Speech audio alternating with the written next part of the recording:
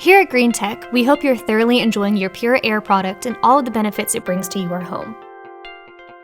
Just like with any air handler, it needs to be regularly cleaned and maintained to ensure longevity and peak performance. We'll show you how. First, you need to turn the unit off and remove it from your neck.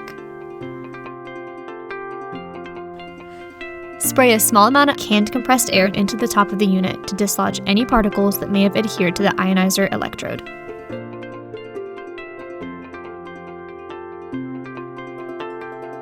Ensure the unit is completely dry before placing it back in use.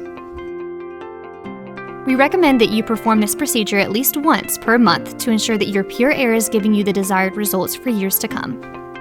As always, thank you for being a valued GreenTech customer. We're so thankful that you choose to keep your home clean with us. For more information, please visit our website at greentechenv.com.